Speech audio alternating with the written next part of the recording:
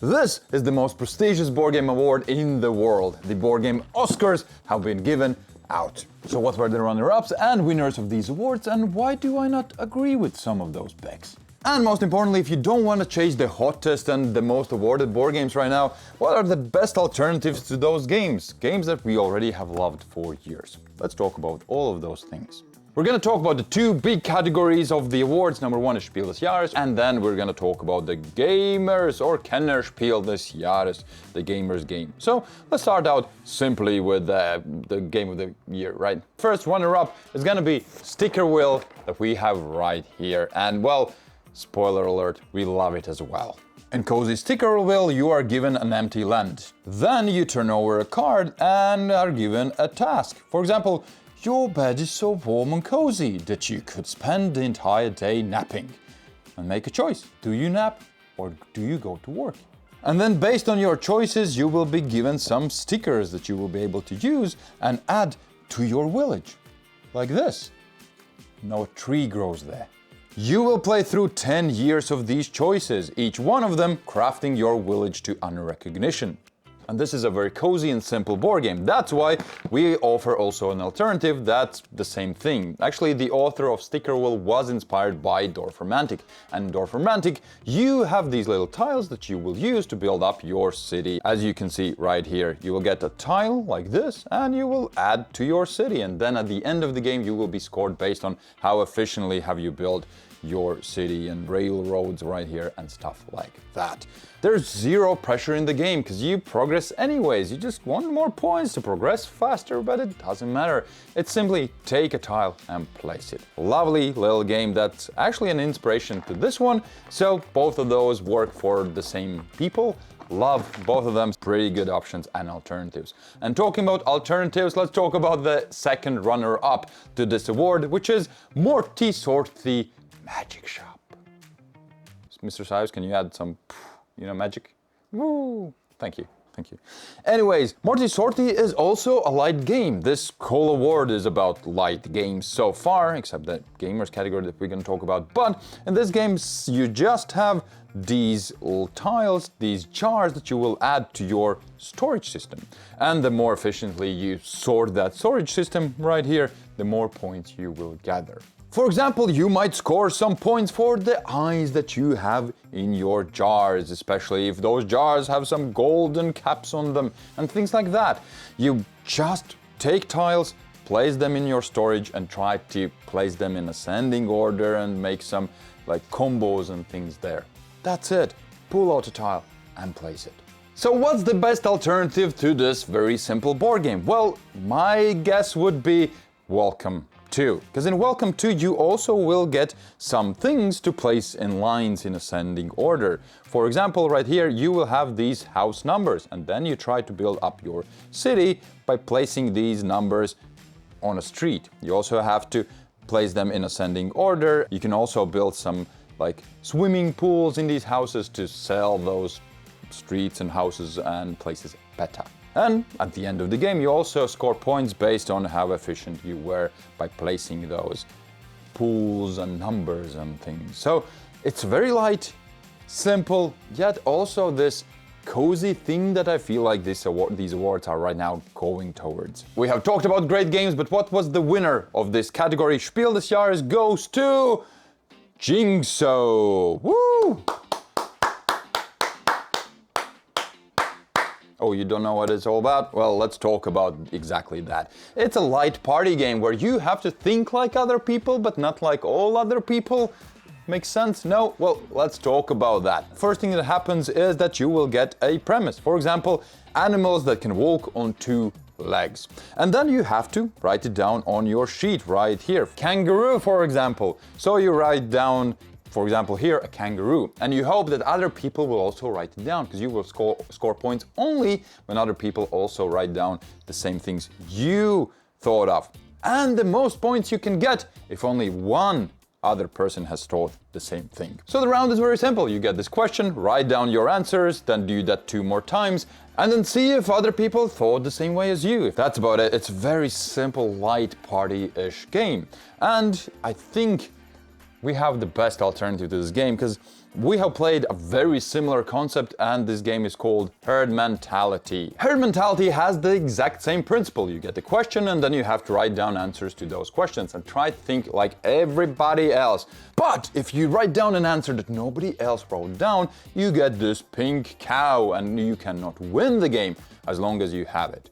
And the only way how other people can take it away from you is if they write down something that nobody else thought of. So you kind of stand out. Jigsaw might be the better option of the two because it feels smoother and lighter, yet, well, it's almost the same game. And that's exactly why I want to talk about what would be my pick. If I would have these three candidates, which one would win? There's no doubt. I think this is the most original board game that I've played this year. In general, it's still light, it still fits all the categories for Spiel des Jahres, but I feel like from all of these three, this is the most deserving winner. So, kind of Spiel des Jahres of Board Game Hangover goes to Stickerville board game. It's great, it's amazing. That would be my pick, definitely. But talking about more picks and more games, let's talk about now the gamers board game category, which, to be honest, is kind of more the medium game, the family plus game. Not heavy gamers game. But the first runner-up of this category was Moon Colony Bloodbath. And oh boy, we have it, we have played it plenty, and well, you know the drill. It's amazing. In this game you build your own colony by building some kitchens and launching pads, and then you will try to survive. The game is driven by a single deck. For example, you draw a card and then everybody can work. This means growing some apples or getting some money or using that money to play out cards, which are new buildings. But it's not gonna be that peaceful all the time. Sometimes this deck will have events that will destroy your people. Or there's blood-hungry robots. And all of those will use up your human resources. And whenever someone runs out of their resources, the game ends and we see who has the most left. He's the winner. And one of the really cool things about this game is this deck of cards, full of buildings that you can build to try to protect your colony. If Bloodbath is too bloody for you, doesn't look good, or any other reasons why you might not want to play this, we have an alternative, and it's Galaxy Tracker. It has the same principle. There are two kind of phases of the game. In the first one, you build up your spaceship, and you have all the hopes in the world, you travel to space, and we'll have a good time, right? Well, wrong! Because there are these event cards that will destroy your ship piece by piece by piece, and the winner will be whose ever ship gets back the most resources. In other words, it just survives. Alright, surviving is not gonna be easy. Okay, so it's kind of same premise. I do like personally Moon Colony Bloodbath better because the build-up system is more like satisfying. You get to play more cards and build up your own thing, while Galaxy Trackers is also a fun way to play the same concept. Both of those really awesome games, try them out, and good alternatives. But let's jump on the runner-up of this year, which is gonna be Boss Fighter QR, which we also have played, and Mr. Sives just played, and he said he freaking loves it. So let's Mr. Sives explain what is the game all about. In this game you will select your creature and your class, which will create your unique deck.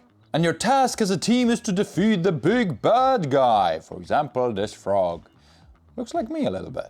And you will be able to do that by playing out cards. On your turn, pick a card, there's a QR code on the other side, and you just have to scan it. And once you do, it does the rest for you. And because of your actions, the bad guy will react. He's very smart like that. And once you're done with all of your actions, the bad guy will attack you. You have to prepare for him. You will win if you can take all of his life points away, or you will lose if he takes all of your life points away. Once you win, you will progress and open up new chests, adding new cards to your deck. There's spoilers, so I'm not going to show you anything.